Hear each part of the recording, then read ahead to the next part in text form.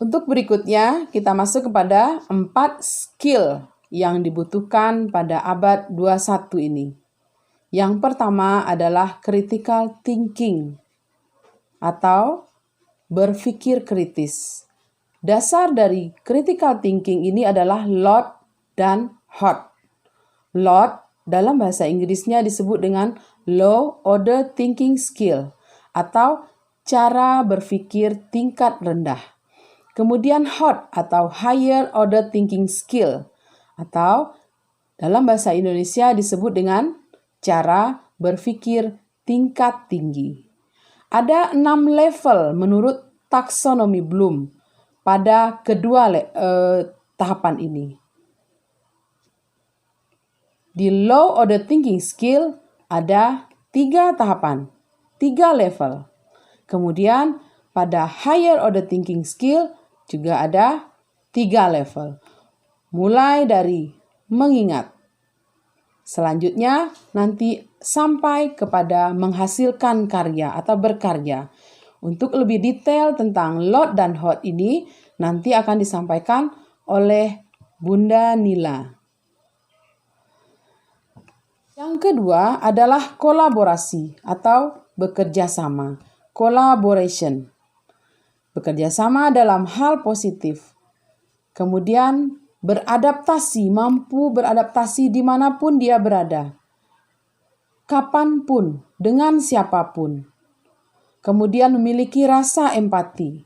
Rasa empati itu adalah memposisikan diri sebagai orang lain.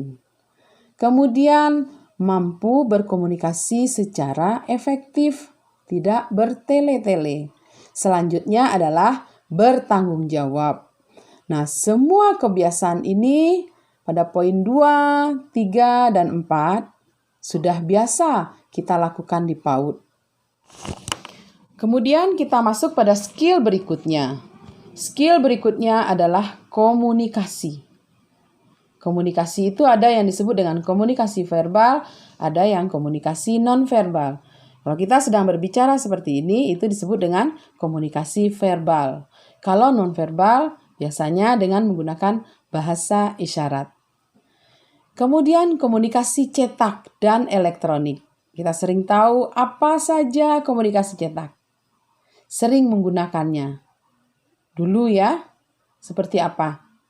Koran, majalah, apalagi baliho, spanduk itu merupakan komunikasi cetak. Flyer juga, brosur juga. Kemudian komunikasi elektronik. Dalam berkomunikasi secara elektronik, kita sudah sering menggunakannya. Contohnya dengan email, WhatsApp, Facebook, banyak lagi yang lainnya ya. Kemudian keterampilan mendengar. Keterampilan mendengar inilah yang harus selalu ditanamkan kepada anak kita. Banyak orang dewasa yang ada di sekitar kita saat rapat misalnya. Kita bisa melihat ada yang sedang berbicara di depan. Di belakang juga ada yang sedang berbicara. Jadi dari usia dini anak dibiasakan untuk mendengarkan orang yang sedang berbicara. Kalau ada yang sedang berbicara, tugas kita adalah mendengarkan. Mungkin perlu waktu, tidak bisa sekali 2 kali saja. Karena anak usia dini itu prinsipnya belajar dengan pengulangan. Kemudian dengan contoh yang ada di sekitarnya. Selanjutnya tentang komunikasi adalah keterampilan untuk mengekspresikan pikiran. Kira-kira menurut teman-teman semua, kalau anak selalu dijejali dengan majalah, kemudian di dalam majalah tersebut ada pola-pola yang sudah dibuat oleh orang dewasa. Kemudian anak-anak disuruh untuk mewarnai. Kemudian diberi instruksi-instruksi. Warna tidak boleh keluar garis, daun warnanya hijau. Kira-kira cara seperti itu merupakan ekspresi dari pikiran anak atau bukan? Nah, di PAUD Nanti lebih lanjut di STEAM, penjelasan STEAM akan kita bahas ya. Di PAUD, sebaiknya kita berikan anak kegiatan menggambar bebas. Jadi anak menggambar sesuai dengan gagasannya. Cukup diberikan kertas dan alat-alat tulis. Kalau di tempat kami, biasanya kalau pagi itu ada kegiatan jurnal pagi namanya. Kami hanya menyiapkan kertas di sebuah meja yang berbentuk lingkaran, kemudian ada alat-alat tulis di sana. Kemudian anak-anak baru datang setelah menyimpan perlengkapannya di tempatnya masing-masing, anak langsung menggambar bebas. Dia menggambar sesuai dengan imajinasinya sendiri, kemudian diceritakan kepada guru. Dan guru menulis apa yang diceritakan oleh anak.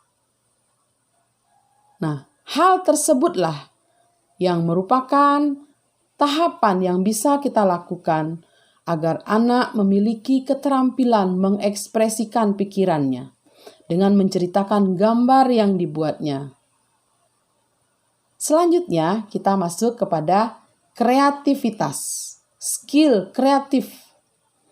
Yang pertama adalah ide baru yang positif. Jadi ide-ide itu muncul, datang dari anak. Kemudian mengembangkan ide yang sudah ada.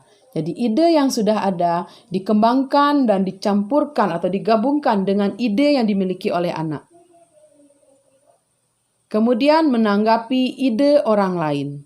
Kalau orang lain memiliki ide atau pendapat atau berupa gambaran, desain, anak harus dibiasakan dari kecil untuk bisa menanggapi ide orang lain tersebut secara positif. Nah, teman-teman semua, itulah 4 skill yang dibutuhkan di abad 21. Ini sudah lama kita tahu. Di berbagai kegiatan, slide-slide yang ditampilkan sering menyampaikan tentang hal ini. Tapi di sini pada saat ini kita akan membahas lebih detail tentang implementasinya nanti di STEAM. Seperti apa agar anak bisa memiliki 4 skill ini. Yang pertama adalah critical thinking atau berpikir kritis. Yang kedua, kolaborasi atau collaboration atau bekerja sama. Kemudian communication atau berkomunikasi. Kemudian yang keempat adalah skill kreatif. Nah, pada taksonomi Bloom, kreatif itu sudah masuk pada level 6. Setelah ini kita akan belajar tentang taksonomi Bloom dari lot ke hot bersama Bunda Insinyur Nila Kusumaningtyas, MPD. Demikian dari saya. Kalau ada pertanyaan nanti silahkan sampaikan di Q&A chat. Terima kasih. Wassalamualaikum warahmatullahi wabarakatuh.